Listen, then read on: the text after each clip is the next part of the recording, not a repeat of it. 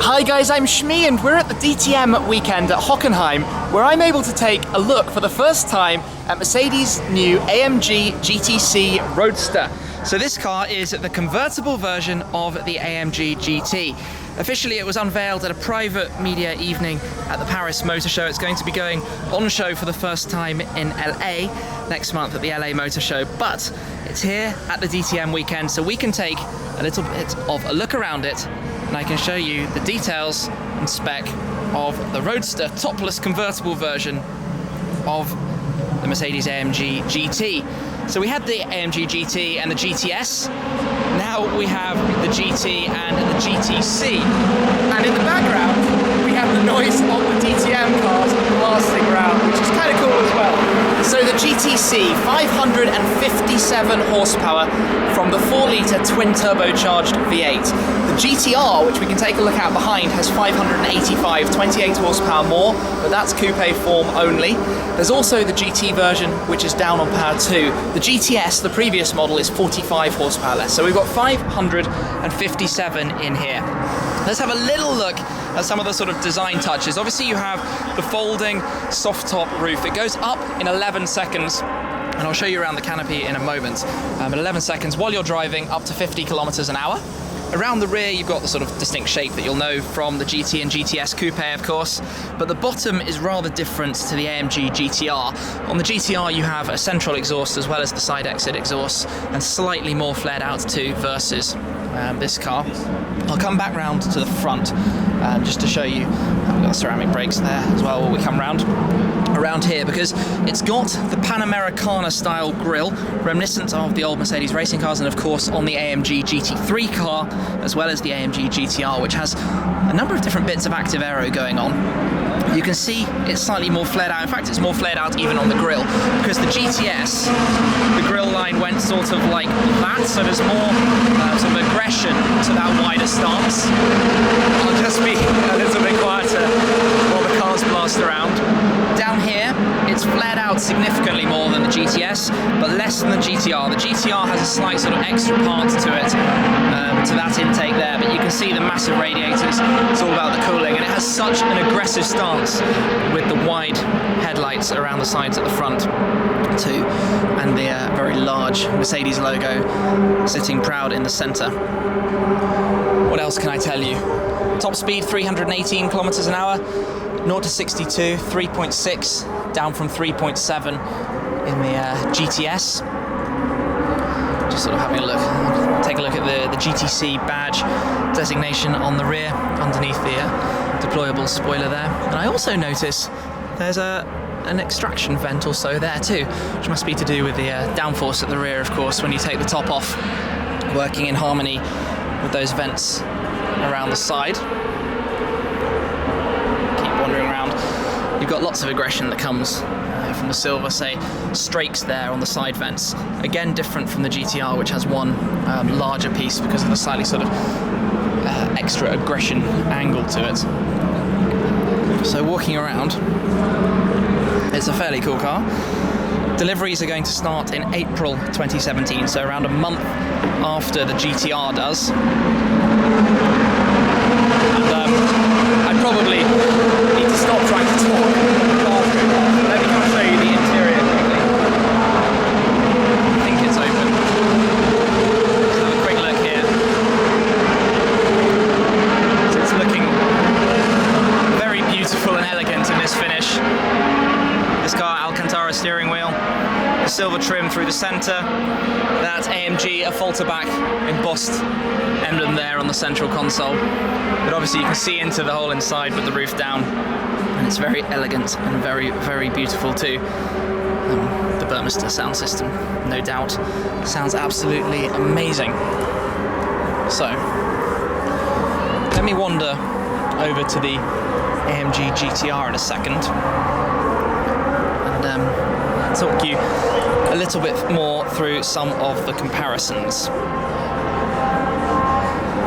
Before we head over, let's have a quick look at the roof mechanism. So those bits fold up.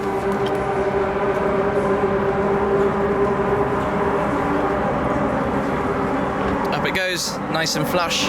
Retains, I guess, a bit of the look of the coupe, but of course you're always going to lose a little bit to have the folding mechanism. But there we go, no doubt that's equally quiet to driving in a coupe with the fabric roof.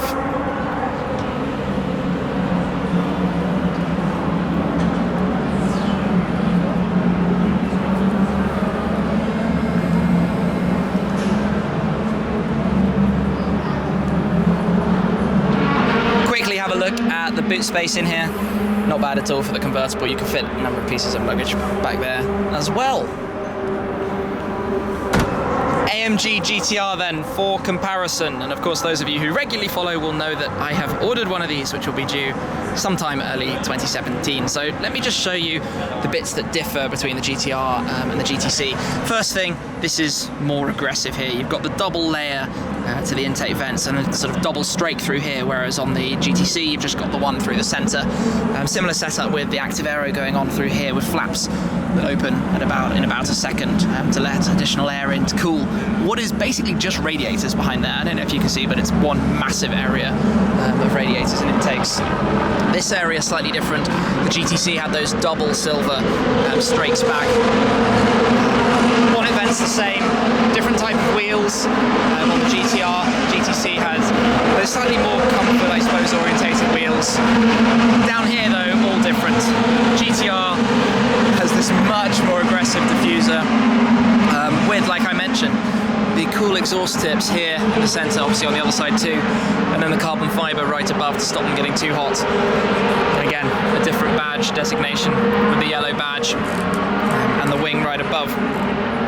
So this car's finished in green hell magno. But let me come round and show you the inside of the coupe too, because this is going to be relevant to me, to do with the specification, of course, for my car. The bucket seats, but I love the yellow seat belts, the yellow embroidery here on the seat, the yellow traction control mode button in the centre. So on the GTR you've got this rotational dial for different drive modes and settings for the traction control. So maybe a drifter's dream, perhaps. I do think that yellow sort of theme through the inside would go rather nicely with the solar beam. Oh, I should close the door harder than that. Solar beam triple layer yellow paintwork. So that might be on the cards for me, depending. But of course this is 585 horsepower, the beast of the green hell, tested extensively at the Nürburgring Nordschleife as well. So I think these are two very, very beastly looking machines. Around this side,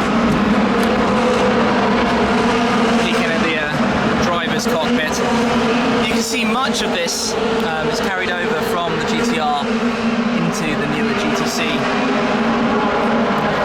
But it's a nice sort of naming structure with the C and the R. Who knows if there's going to be one that follows in the line, sort of akin to the Black Series, although this fits more in the Black Series sort of role, Mercedes having not previously used that R designation on the cars. And then in the pipelines is the hypercar. So Mercedes are working on something that's going to have an engine derived from the Formula 1 car, so the 1.6 litre engine. It's going to make goodness knows how much horsepower. They just announced at Paris that that was official, and that's coming. So that's going to be an absolutely savage weapon when it releases and hits the roads. I'm sure we'll know more in the not too distant future. A final wrap up then with the GTC Roadster. Have a quick look at the stats board, if you can understand some German. AMG Speed Shift DCT 7 gear V8, 410 kilowatts, 557 PS.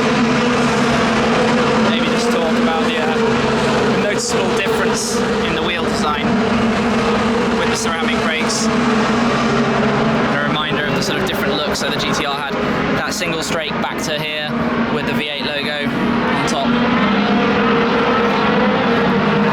I can imagine this is quite a car, and it also has the AMG performance exhaust system standard on the AMG GT C, so you would be listening to a fairly epic soundtrack of pops, bangs, crackles, and all sorts of wonderful, wonderful noises going on behind you while you're driving in the open-top GT car. I imagine that's a pretty epic road tripping machine, like going to the south of France, going to Italy, something like that. You've got power, you've got speed, you've got driving experience, you've got noise, you've also got luggage and comfort capacity. So it's a bit of a win in my books. That's the first look then for me at the AMG GT C and a little bit more insight into the GTR. But should I order mine in Solar Beam Yellow, Green Hell Magno, the satin green, or something else? Let me know in the comments down below. Thank you very much for watching, guys. That is it for now. I will catch up with you again another time. Cheers.